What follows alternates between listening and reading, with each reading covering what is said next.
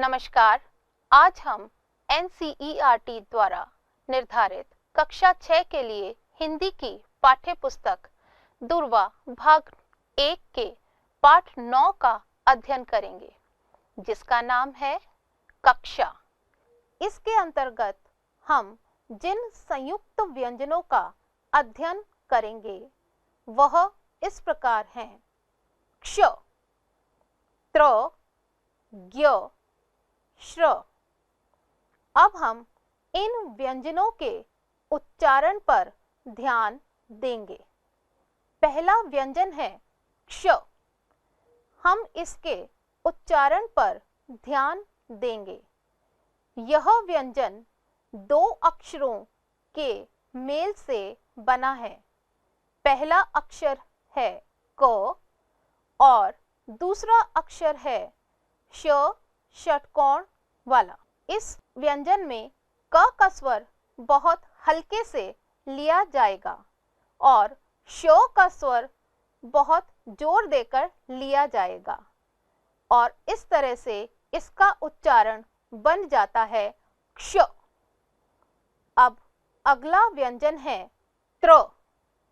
जैसा कि उच्चारण से ही समझ में आ रहा है कि यह व्यंजन दो व्यंजनों के मेल से बना है।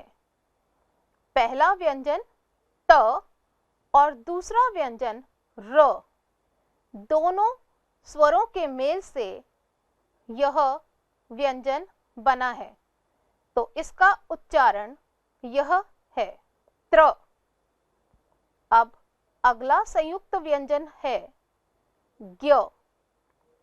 यह व्यंजन दो अक्षरों के मेल से बना है। पहला व्यंजन है ज और दूसरा व्यंजन है ञ।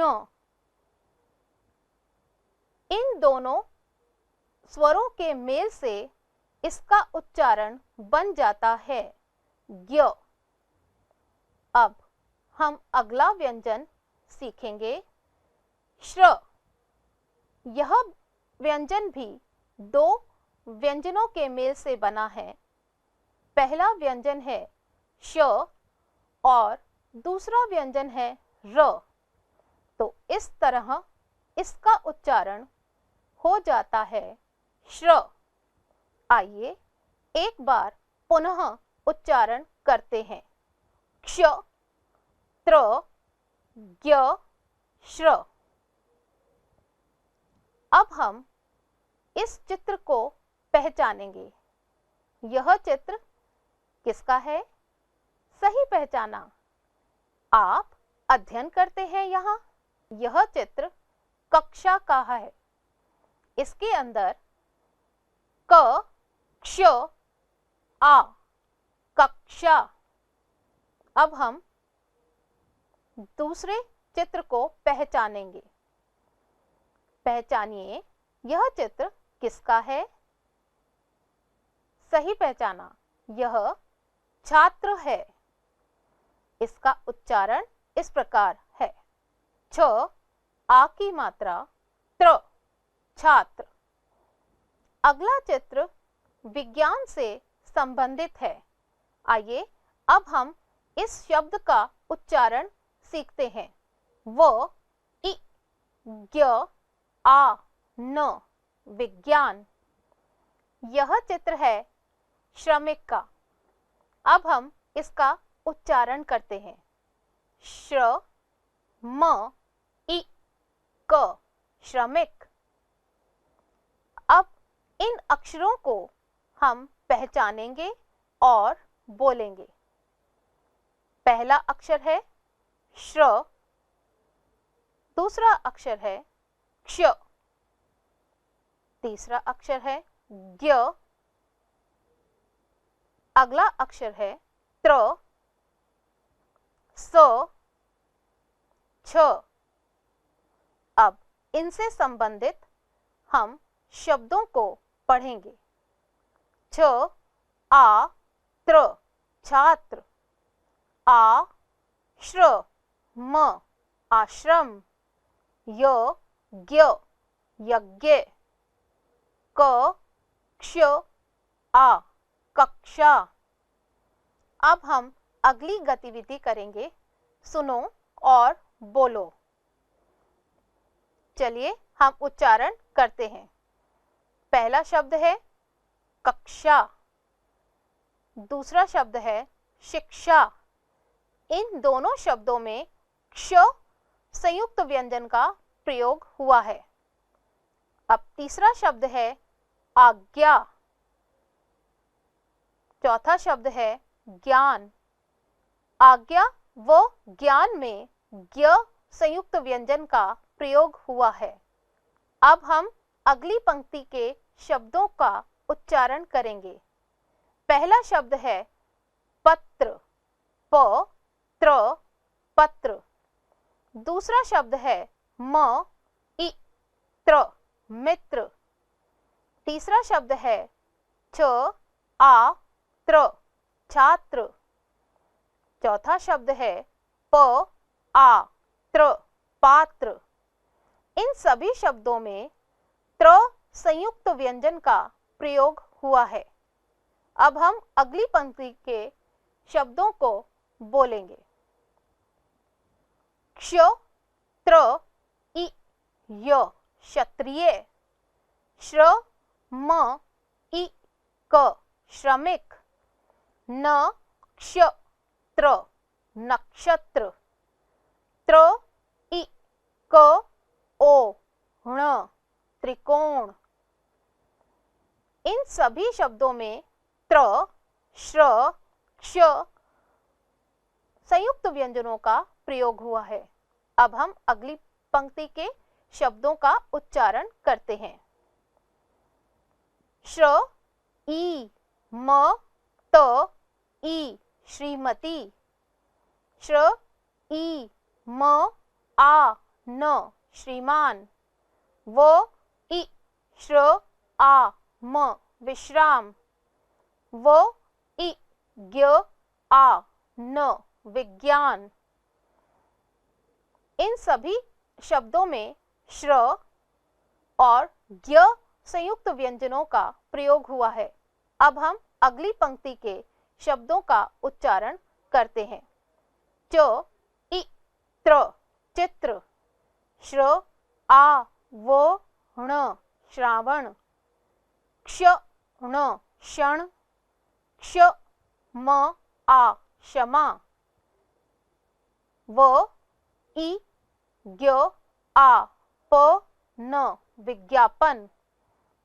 इन सभी शब्दों में त्र श्र क्ष और ज्ञ संयुक्त व्यंजनों का प्रयोग हुआ है। आइए अब हम इन वर्णों को लिखने का अभ्यास करते हैं। इनको पुनः लिखकर हम अभ्यास कर सकते हैं। पहला वर्ण है क्ष, दूसरा वर्ण है त्र, तीसरा वर्ण है ज्ञ, अगला वर्ण है श्र। अब अगली गतिविधि है मौखिक पाठ। सूरज पूरब में निकल रहा है। मैं पत्र लिख रहा हूं। तुम क्या कर रहे हो? पिताजी टहल रहे हैं। अध्यापक वाक्य बोलेंगे और विद्यार्थी सुनेंगे। सुबह के 6 बजे हैं। सूरज पूरब में निकल रहा है। मेधा पुस्तक पढ़ रही है। उसकी छोटी बहन सितार बजा रही है। पिताजी बाग में टहल रहे हैं। चाचा जी फूलों को पानी दे रहे हैं। इस समय तुम क्या कर रहे हो? मैं इस समय पत्र लिख रहा हूं। अध्यापक पहला वाक्य बोलेंगे और विद्यार्थी दोहराएंगे। दिए गए शब्दों से हम वाक्य बनाने का प्रयास करते हैं। उदाहरण के लिए, ललित खेल रहा है। दिया गया शब्द है लता। अब हम लता के प्रयोग से वाक्य बनाएंगे। लता खेल रही है। आगे के उदाहरण इस प्रकार हैं। शीला। अब हम शीला से वाक्य बनाएंगे। शीला पत्र लिख रही है। अगला शब्द है हम। हम के प्रयोग से वाक्य इस प्रकार है। हम फुटबॉल खेल रहे हैं। अगला शब्द है लड़के। लड़के के प्रयोग से वाक्य इस प्रकार है। लड़के स्कूल जा रहे हैं। अगला शब्द है चाचा जी। चाचा जी टहल रहे हैं। अगला शब्द है तुम। तुम के प्रयोग से वाक्य इस प्रकार है। तुम संगीत सुन रही हो। अब हम प्रश्नोत्तर अभ्यास करेंगे। उदाहरण के लिए, क्या तुम खेल रहे हो? आपका उत्तर जी हाँ या जी नहीं में होना चाहिए। विद्यार्थी का उत्तर इस प्रकार होगा, जी हाँ मैं खेल रहा हूँ। या फिर अगर आप खेल नहीं रहे हो तो आपका उत्तर इस प्रकार होगा, जी नहीं मैं नहीं खेल रहा हूँ। पहला प्रश्न है, क्या तुम पत्र लिख रहे हो? जी हाँ, हम पत्र लिख रहे हैं। दूसरा प्रश्न है, क्या पिताजी टहल रहे हैं? जी हाँ, पिताजी टहल रहे हैं। तीसरा प्रश्न है, क्या रमेश फुटबॉल खेल रहा है? जी नहीं, रमेश फुटबॉल नहीं खेल रहा है। नमूने के अनुसार प्रश्नों के उत्तर दो।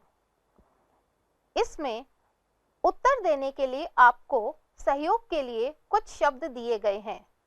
उनका प्रयोग करके आपको उत्तर देने हैं। उदाहरण के लिए, तुम्हारा भाई इस समय क्या कर रहा है? सहयोग के लिए शब्द है पढ़। मेरा भाई इस समय पढ़ रहा है। पहला प्रश्न है, तुम क्या कर रहे हो? सहयोग के लिए शब्द है चाय पी। मैं चाय पी रहा हूँ। दूसरा प्रश्न है, आप कहाँ जा रहे हैं? सहयोग के लिए शब्द है बाजार। मैं बाजार जा रहा हूँ। तीसरा प्रश्न है, छोटा लड़का क्या कर रहा है? सहयोग के लिए शब्द है खेल।